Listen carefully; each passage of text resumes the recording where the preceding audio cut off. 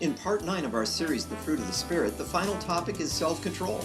The need for self-control should be obvious, but self-control is something secular man scorns. So how should the Christian deal with worldliness? And how does that affect our values, sin nature, and heart? Here's Pastor Seth.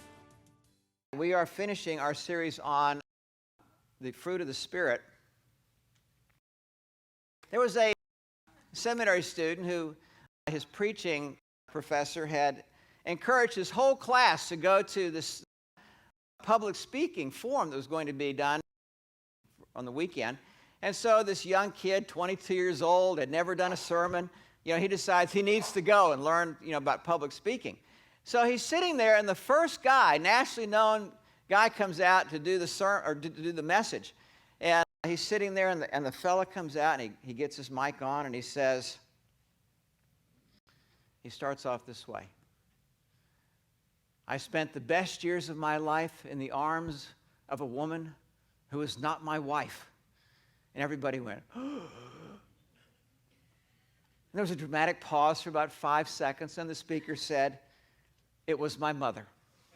And everybody laughed, oh, that's great, kind of a funny joke. And he was illustrating, sort of capturing your attention when you're giving a talk. And so, on Sunday, our seminary student was supposed to do his first sermon ever at a church out in the country. And he was petrified. I remember doing my first one, and after my first sermon that I gave, the pastor of the church on the following week handed me a book on theology.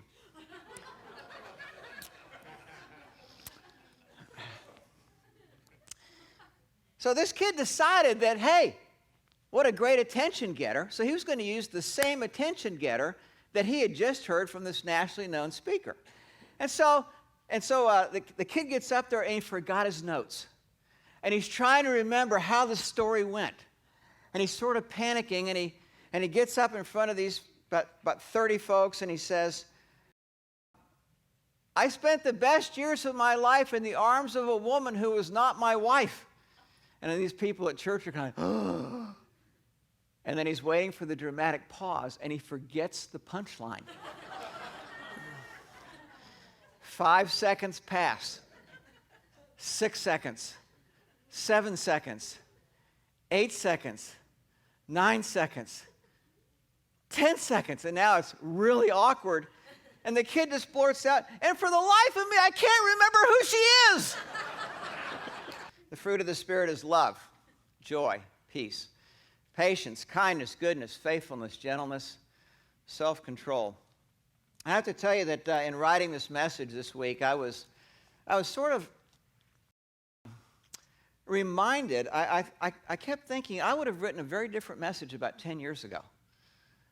But our culture has changed so much in the last 10 years that I found myself rewriting this several times and finally trying to talk about this in a way that intersects with where we live out there in the real world. When I think about the need for self-control, it used to be that self-control, it was sort of self-evident, that of course you need that. But I realized, in listening to the news and watching movies and books and hearing people talk out in the real world, that's not so self-evident anymore. In fact, what's becoming more self-evident is that self-control is something that is more and more scorned at, scoffed at, sneered at. And what's happened is something like the free expression to be who you are and how you feel and what your desires are becomes so much so that self-control becomes almost an enemy towards my identity and my self-fulfillment. Now, that kind of thinking may sound good on the college campus when you're 19 or 20 years old. But after you've been out in the real world a few years, you realize that self-control is not just a nice thing to add on to your life, but it can keep you out of things like having to go to AA meetings or sexual addiction meetings or divorce recovery groups It can keep you out of sometimes therapist's office or counselor's offices. It can keep you sometimes out of court or custody hearings or bankruptcy attorneys. Sometimes it can keep you from tear-stained pillows and sleepless nights. When my brother and I were young, my mother and father used to talk to us about playing with fire. And I think that my brother and I sort of heard that little phrase, playing with fire, with the emphasis on the first two words, playing with. We were sort of fascinated by fire. But my dad said, this is, you are not to do this. But my brother one day was out in the garage, this is when he lived in Colorado, and he had the garage door up and he had some newspapers out there, and he had some matches. He was about 4th grade, I think, 3rd grade, and he had a gallon of gas that my dad used for the mower.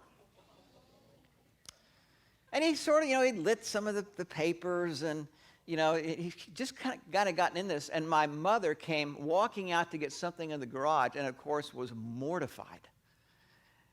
Suddenly we realized that the term walking with fire, or playing with fire, the most important word in that phrase was the last word. My mother lit into my little brother, and when my father came home, he decided to teach my brother a lesson, and my father, being a wise father, also decided to include me as a witness, because I also probably needed some help in this direction, which I did. So my father went into my younger brother's bedroom and pulled out 5 or 6 of his favorite toys and things he loved. And we walked outside the back, and back then in Colorado you had what was called an incinerator. Tells you that I'm not 43 years old. About this high, and you could burn trash in there or whatever. And so my dad had my brother start a fire in the incinerator, and then once that thing got going, he had my brother, one at a time, put these things into the incinerator and watch them burn. I watched this as this happened, and I can tell you that from then on, my brother and I were not interested in playing with fire anymore, because suddenly the last word in that little phrase had meaning. When we're talking about saying no or controlling your desires, this is not a matter of, oh, isn't this so sweet? Wouldn't this be so much fun? It can't be that harmful. We're talking about a matter of you are playing with fire that is in your lap. And it may not just burn you, but it may burn the lives of some people that you are close to. When I think about this, I think that most of the time, 10 years ago, I would have written a message of the 3 enemies that we face, the world, the flesh, and the devil. I would have sort of de-emphasized the world and focused more on my desires, wrong desires, and then Satan, how Satan works. But I was really struck that the world has changed so much in the last 10 years. And when we think of the enemies that would take us down and destroy us, where we could destroy ourselves by following our desires, the world really operates at 2 different levels. It operates one level in the short term, right in front of you, what is in front of you that the world has to offer, that it's tempting you with to go ahead and take or to bite on. But in another sense, the world, as the Bible uses this, or worldliness, is sort of the perspective and values that the world is throwing your way that helps to validate, not really validate, but towards our heart, our desires and what Satan throws our way. So I want to take a little bit of time just to, what strikes me about our current culture, and this is in your handout, the secular worldview as I see it, and this is going to take in about 2 minutes. So there's way more than this, but I just want to put these things in front of you. The triumph of relativism. There are no absolutes. What's true for you is true for you, and what's true for me is true for me. Don't tell me what to do. Don't tell me that the Bible, there's some authority. I'm going to do what's right for me. This is what's out there in our culture. The God of the secular world is tolerance. This is the one at which all those who are not politically correct are being forced to bow down to. The high priestess in this is feelings. Feelings are what's important. That's the triumph. I want to feel good. I want to feel good now. I want to feel good by ways that make sense to me. I want to feel fulfilled in my marriage and as a parent and in my life, how I determine that to be. Feelings have become huge, a barometer of what's right. The new victimhood is being offended. There's a college campus that has picked up the mantra, if one is offended, we're all offended. Really? We're going to spend a lot of time being offended. I hope I'm on a campus of 3 students if that's the mantra. I'll be one angry fella. The new sin is disagreement. How dare you disagree with what everybody else believes is true? Debate has been replaced with outrage. The high priest is desires. And the ultimate goal is freedom, defined by, I want to be free to live the life how I want to live, by what I think, what I value, and what makes me feel the way I want to. My question is that freedom? Now, most of you know my testimony, and when I went off to college, I was free in that sense to do what I wanted to do. And after about 2.5 years of that, I found myself moving from freedom towards bondage, towards slavery, towards emptiness, and a sense of loneliness, even though I had tons of friends in my life. What is freedom? Freedom is something very different from being free to do what I want to make me feel a certain way. In your handout, freedom is not the desire to do what I want. Freedom is the power to do what I ought. We just sang a couple great songs this morning about freedom. Freedom to do what I ought. Freedom from my own selfish nature, my own sin nature, which would take me down and take others with me. In Hebrews 11, the writer describes Moses chose to be mistreated along with the people of God, rather than enjoy the fleeting pleasures of sin, and he adds, for a short time. This is the aftermath of following our feelings and desires that are unbridled. In the short term, it feels great. This is just awesome. This is what I've lived for. This is who I am. But what's coming in the aftermath, it's going to bite. That's how sin, the nature of sin is. Galatians 5:13. Paul says, you, my brothers, are called to freedom. Only do not use your freedom as an opportunity for the flesh. The flesh in the New Testament means for your unbridled passions, negative sinful desires. Don't use your freedom for that. Instead, serve one another in love. Now, what he's talking about is that's the biblical definition of freedom. Free to be the person, not that I want to be or I feel to be, but who God made me to be. And free to love God and to love the people in my life well without that awful sin or self that I carry around with me wherever I go. And to reflect the wonder of who God is in my relationships. Okay, that's just all kind of by way of introduction. All right, let's dive into 3 enemies, the world, the flesh, and the devil. Self-control. I need self-control in dealing with the world. Do not love the world or anything in the world. If anyone loves the world, love for the Father is not in him. For all that is in the world, the lust of the flesh, the lust of the eyes, the pride of life is not of the Father, but is of the world. The idea here is, what's important is, what you love the most matters. What you love the most matters. It has an effect, a ripple effect through your relationships, through your responsibilities, and into your personal life. When I think about one of the things my mentor has said, he said, it's not that Christians don't love God. We all love God as Christians. The problem is there are other things we love more than God. That's what John is talking about here in this verse. Matthew 22, Jesus said, you shall love the Lord your God. But how? With all your heart, all your mind, all your strength. This is the first and great commandment. A second is like it, love your neighbor as yourself. Now, why does God insist upon us loving him at the top of that totem pole? Because whenever we love something lesser, of lesser value than him, we become lesser as people. It has an effect on us. We call these things like loneliness or emptiness or anxiety or fear or anger or irritated.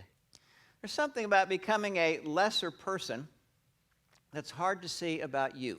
It's hard to see about me. But if you're a parent and you have a 27-year-old son who's living at home and he spends all day playing video games, you have something of the picture here of what Jesus is saying and John is saying, why we love God more than anything else. I can love something as like a video game. Nothing wrong with playing video games.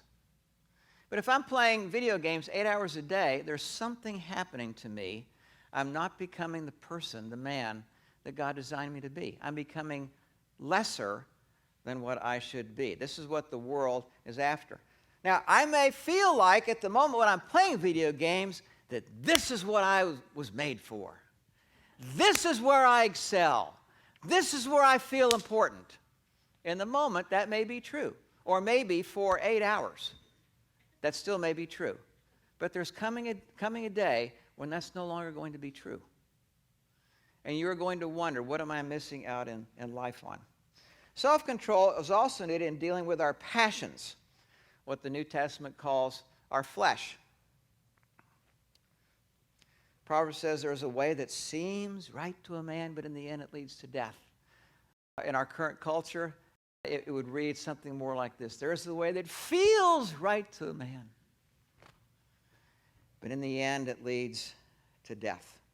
Now, there are lots of different kinds of passions, lots of different kinds of desires. When the Bible uses the word desires and passions, it's not using them as if they're all the same thing, kind of like going to Baskin and Robbins and picking among 31 flavors. Not like that. There are some desires that are legitimate and good, and there are others that are killers. Let's look at some examples of the types of desires that the New Testament tells about. 1 Thessalonians 4:5. Not in passionate lust like the heathen who do not know God. Here, generally in our culture, what passes for love oftentimes is driven by what the New Testament calls the lust to have, the lust to possess, the lust to feel good by using you. That is not a good desire. 1 Peter 2:11. Dear friends, I urge you as aliens and strangers in the world to abstain from sinful desires. Now, why do we abstain from sinful desires? Well, we abstain from sinful desires because they're wrong and because God tells us to. But even if those two reasons don't make sense to you, perhaps the reason he cites here should. Because they wage war against your soul. There is some autoimmune disease where it attacks, your autoimmune system attacks your vital organs. Lupus. Your own system that's supposed to be fighting off infection is now attacking you. That's a picture of what, if we follow our sinful desires, we are doing something to ourselves, to who we are as people. Most of the time when I think about this, I think about our identity. As Christians, our identity is rooted in several really important things. We are a creature made by a creator, which tells us we are important. Secondly, we are made in the Creator's image, which also tells us we are important. Third, when we were created, we were gendered, not just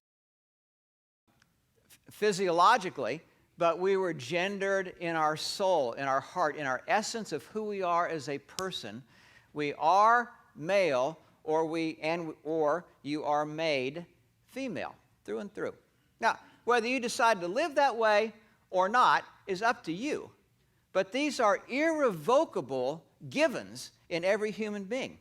Now, as Christians, our identity is further anchored by the cross, which tells us I matter to God, and in spite of my rebellion and my self-centeredness and my tendency to run away as a prodigal son, that God will keep coming after me because he loves me, and Jesus Christ died for me. Both he and the Son, Father and Son, love me enough for me to be in their family. I am home. Now, those things are supposed to anchor me as a person. To anchor me in such a way that as I enter my life, I am free to reflect the wonder of how I am loved to the people in my life, and free to engage with the problems and responsibilities and trials that are in front of me. Apart from that, if I am living to try to fill something, I'm going to inevitably become like what Peter describes here, is I'm going to be living to fill desires that are going to only come and make me worse. Ephesians 4:22, you were taught with regard to your former way of life to put off your old self, which is being corrupted by deceitful desires. Another adjective here, and this adjective should alert us that there are some desires that feel right, and they feel so good, and what could be so wrong with this? And though we may not see it or sense it or understand it yet, what he says here is some of these desires, there's a snake in the grass. And if you play with this, you are going to get bit by that snake. You are not playing with cotton candy. You are playing with a rattlesnake. Be careful. Romans 1:26 talks about a different kind of passion. For this reason, God gave them up to dishonorable passions. Dishonorable passions. Meaning there are some passions that seem like they should work and they should be legitimate, and what could be wrong with them? But given living out of those passions over a length of time, they're going to bring dishonor, what we call shame or regret. Different kinds of desires, the world, the flesh, and then Satan. In Acts 26, when Jesus Christ meets Saul, who's about to become the Apostle Paul, part of his conversion experience is his call to ministry. And listen to what Jesus includes in this call to ministry. Verse 18. I'm going to use you to open their eyes that they may turn from darkness to light, from the power of Satan to God, that they may receive forgiveness of sins and a place among those who are sanctified by faith in me. Ephesians 2:2. He's writing a letter to the Ephesians. He's reminding them in verses 1 through 3 of chapter 2 about what their life used to be, in which you used to live when you followed, notice, the ways of the world. We talked about that earlier. And followed the ways of the ruler of the kingdom of the air. Here he's talking about Satan. The spirit who is now at work in those who are disobedient. Verse 3. All of us also lived among them at one time, gratifying the cravings of our sinful nature. Now he's referring back to our passions and desires that wage war against our soul, as Peter said.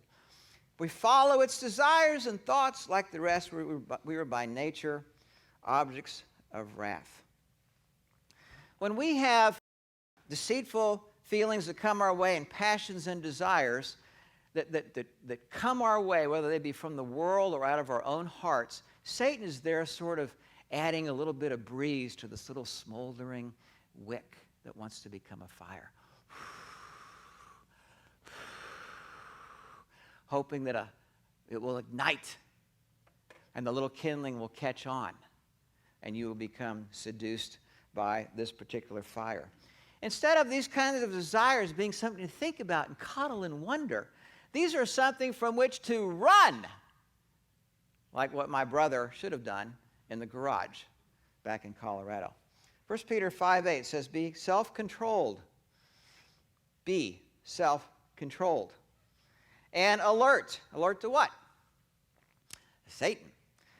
Your enemy, the devil, prowls around like a roaring lion looking for someone to have a snack on. You're not happy with a snack. Devour is the word. To eat you up, spit you out. Destroy everything that's important to you, including you and the people that you love. Now, self-control. Let's look at two last things here. How does it protect us? And what are we risking when we say no to it, don't see our need for it? Jesus says, watch and pray so that you will not fall into temptation. The spirit is willing, but the body is weak. If you wonder, I just seem to be so weak and my desires seem to be so strong. Duh! That's not a big surprise. Should not be a big surprise to you. If it is, go back and read most of the verses from today's message. Therefore, prepare your minds for action, Peter says. Be self-controlled. Set your hope fully on the grace to be given you when Jesus Christ is revealed. You can expect to be in a war with what the world says to you, a war with your desires that rise up with you, and a war with Satan. Romans 6, let not sin therefore reign in your mortal bodies to make you obey their passions. Now, you know what our secular world calls, it summarizes that verse in one word: addiction. Let not sin therefore reign, be the ruler, the king, in your mortal bodies to make you obey their passions. You and I give in long enough, certain passions and desires, and over time, somebody else is in charge. This is what led me to Christ my junior year in college. Do not yield your members to sin as instruments of wickedness, but yield yourselves to God as men who have been brought from death to life, your members to God as instruments of righteousness. Instead of yielding to my desires and temptations, I am yielding to God.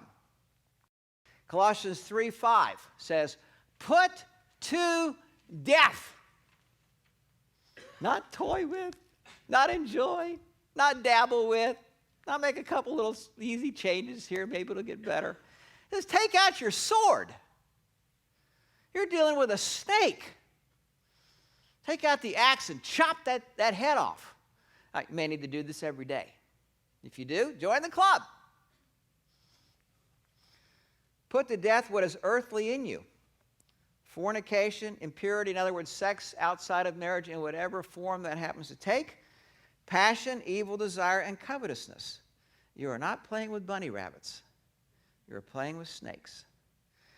Proverbs 6:24. Here in the end of Proverbs 5, 6, and 7, Solomon gives advice to his son about getting involved with women that he has no business getting involved with. He says, to preserve you from the evil woman, from the smooth tongue of the adventuress, do not desire her beauty in your heart. Do not let her capture you with her eyelashes. Now, it's interesting to me that the instruction is not, when you're standing in the hotel lobby about to check in with somebody you shouldn't be checking into, run away. Now, you should run away if that's the situation you're in. But what Solomon wisely sees is this battle starts way before you get to the hotel lobby, or way before you get to somebody's house you have no business being at their house.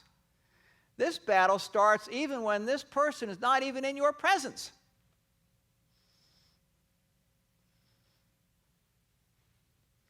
Do not let her beauty captivate you in your heart. Do not let her capture you with her eyelashes. She doesn't even have to be in your presence for that to happen and to give in to that desire. But little by little, Satan's got you on that fishing line. He's just reeling you in. You keep giving in to those things, it'll be a matter of where you're going to find yourself in a hotel room and wondering, how did I get here? You got there by about 1,000 smaller giving in to temptation along the way, in ways that probably 950 of them nobody knew except you. They were so subtle, you may not even know that you gave in to 900 of them. Consequences of self-control. What's it like to be without it? Galatians 6, do not be deceived. God is not mocked. For whatever a man sows, that he will also reap. He who sows to the flesh, or he who sows to please his sinful nature, from that nature will reap destruction. Just because something feels good on the front end doesn't mean it's going to feel all that great on the back end. The one who sows to please the Spirit, from the Spirit reap eternal life. Romans 7:18, I know that nothing good dwells in me, that is, in my flesh. Somebody says, well, Seth, do you trust your feelings? I don't trust my feelings at all. My feelings are the last thing I'm going to trust about me. I am very suspect of my feelings. I am very suspect of my desires. There are good desires, but that's usually not the thing that I deal with. I have the desire to do what is right, but not the ability to carry it out. James 1, each one is tempted when by his own evil desires he is dragged away and enticed. After desire has conceived, it gives birth to sin. Sin, when it is full grown, gives birth to death. Do not be deceived. There's a domino process here, from desires down to actions. Jesus said in Matthew 16, if any man would come after me, if we're going to follow Christ, let him deny himself. That is an anathema in the secular world and on the college campus. I don't want to deny myself. I want to fulfill myself. Good luck with that. Take up his cross and follow me. Whoever would save his life will lose it. Whoever loses his life for my sake will find it. What will it profit a man if he gains the whole world, fulfills all of his desires on the front end, and forfeits his life? Think this through, Jesus says. What shall a man give in return for his life? In the late 1800s, there was a forestry group of lumberjacks, forestry guys, up at the top of a mountain in the Pacific Northwest.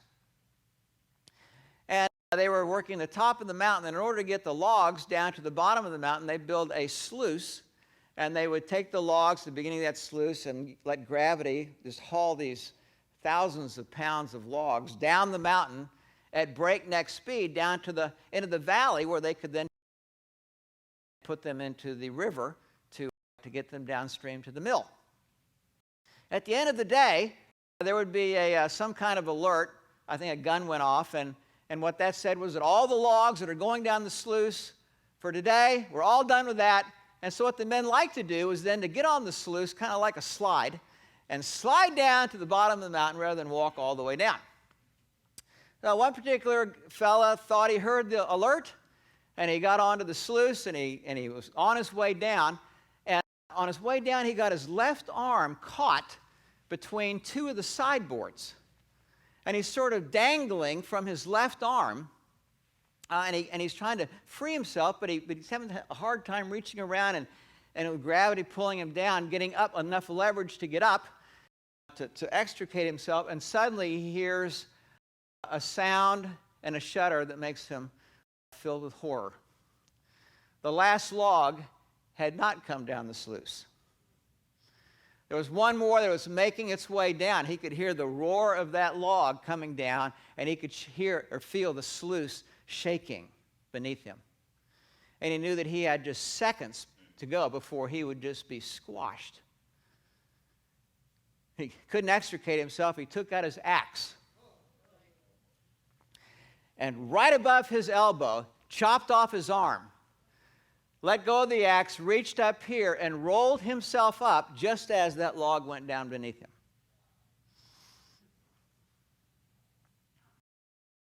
This is the world you and I live in. We're not talking about dabbling with sin, having fun. Isn't this cute? Oh, this is the interesting thoughts to think about. These are issues of life and death. It may not be life and death for you today, but it could be life and death for you in months or years from now. Let's pray together. Father, I suspect most of us know our need for self-control. That shouldn't be that great a need to understand that. Left to ourselves, we will do a lot of damage to ourselves and others. We need self-control. We thank you that you love even wayward people like we are. And people sometimes still become prodigals and run away to a far country to try to follow some desire, some need that we think is most important, that we need to fulfill. It's only going to bring us into greater bondage and emptiness. And probably hurt some folks around us as well. Father, would you alert us and allow us to walk as alerted people to what the world is telling us as we live, what the world is offering us as of most importance. Help us to be alert to our own hearts and the desires that would be particularly deceitful desires that promise one thing and can't possibly deliver what they promise. And help us to be alert to what Satan is trying to do to us as well. Help us to hear his whispers. Help us to yield ourselves to you. And where we need to take out an axe in our life, in our heart, or with our words, or in our actions, or in our relationships, help us to be circumspect and wise.